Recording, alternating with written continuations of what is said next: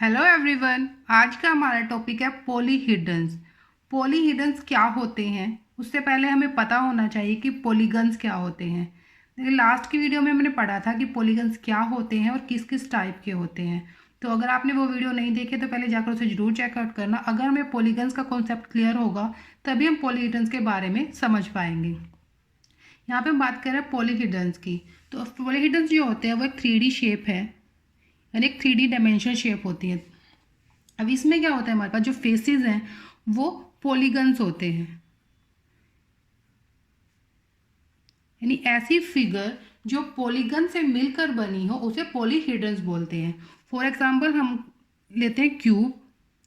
अब जो हमारे क्यूब है इसके जो फेसेस हैं वो स्क्वायर शेप में होते हैं। क्यूब के जो फेसेस होते हैं वो स्क्वायर शेप में होते हैं और जो हमारा स्क्वायर है वो एक पॉलीगन्स है। तो यानी ये जो क्यूब है हमारा ये पॉलीगन से मिलकर बना है, यानी इसके जो सारे फेसेस हैं वो पॉलीगन्स हैं।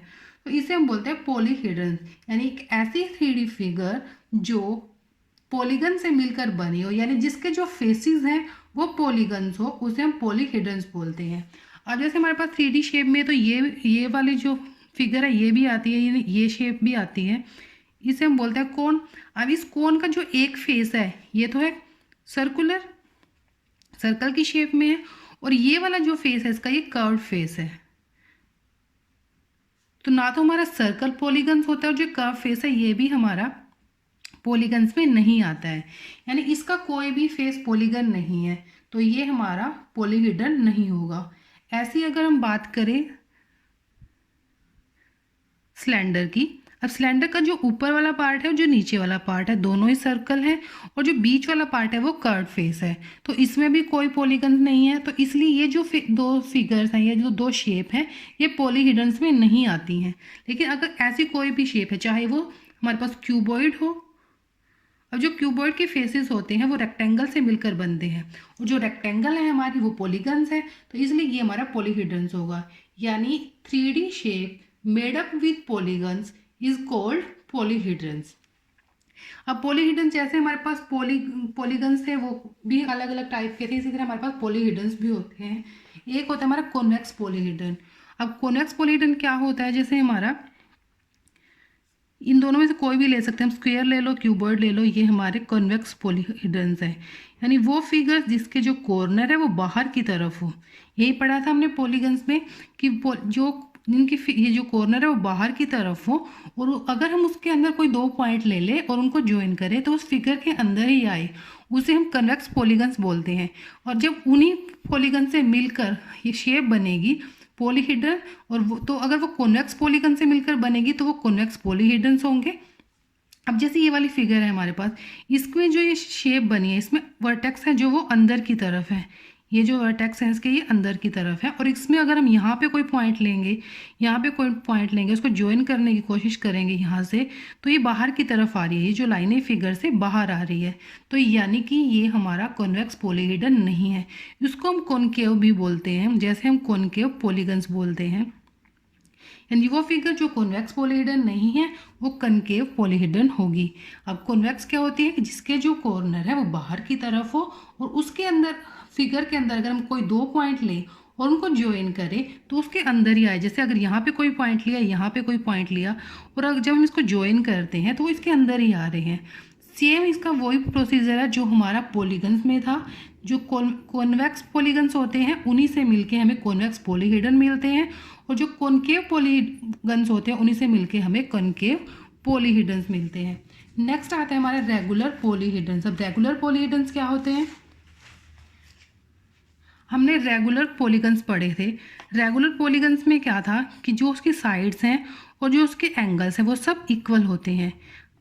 अब जैसे अगर ये स्क्वायर है, यहाँ पे बनाते हैं, जैसे हमारा ये स्क्वायर है, इसकी सारी साइड्स इक्वल होती हैं और सारे एंगल्स इक्वल होते हैं, तो ये हमारा रेगुलर पॉलीगन्स है।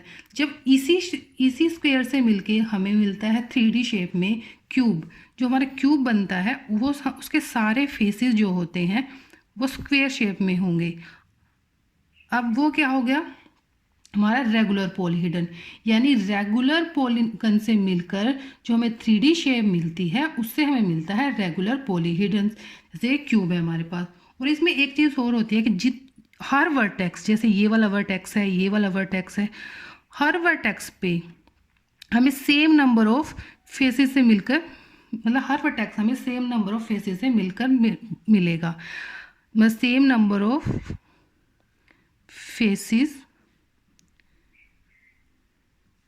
Make a each vertex. अब जैसे ये वाली फिगर है हमारे पास, इसमें क्या हमारे पास जो ये हमारा ये वाला वर्टेक्स है, इस पे हमें 3 फेसेस मिल रहे हैं, एक ये वाला फेस, एक ये वाला फेस और एक ये वाला फेस, यानी ये जो ए वर्टेक्स है हमारा, ये 3 फेसेस से मिलकर बन रहा है। और जो ये वाला वर्टेक्स है हमारा बी, इस पे हमें 4 फेसेस मिल रहे हैं, एक ये वाला फेस, एक ये वाला, एक ये वाला और एक ये वाला, यानी 4 फेसेस से मिलकर हमें बी वर्टेक्स मिल रहा है। तो ये रेगुलर पॉलीहेड्रन्स नहीं है। तो रेगुलर पॉलीहेड्रन्स वो होता है जो सेम नंबर ऑफ फेसेस से हमें सेम नंबर ऑफ वर्टेक्स मिले, यानी हर वर्टेक्स पे सेम नंबर ऑफ फेसेस मिलते हों। जैसे यहाँ पे हमें ये वर्टेक्स मिल रहा है, इस पे भी हमें यहाँ पे ये फेस मिल रहा है, ये फेस मिल रहा है, जो पीछे वाला है वो 3 फेस मिलके एक वर्टेक्स बन रहा है। इसी तरह ये वर्टेक्स भी 3 फेसेस से बनेगा, ये वर्टेक्स भी 3 फेसेस से बनेगा, यानी हर vertex same number of faces से मिलकर बन रहा है, उसे हम रेगुलर पॉलीहेड्रन्स बोलते हैं। और अगर ऐसा नहीं है तो उसे हम बोलते हैं इरेगुलर पॉलीहेड्रन्स, इरेगुलर पॉलीहेड्रन्स।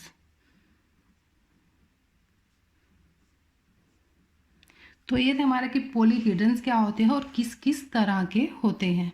नेक्स्ट वीडियो में कुछ स्पेसिफिक टाइप के पॉलीहेड्रन्स के बारे में पढ़ेंगे, जैसे प्रिज्म, पिरामिड, इन सब के बारे में पढ़ेंगे। तो आज की वीडियो में इतना ही। Thank you.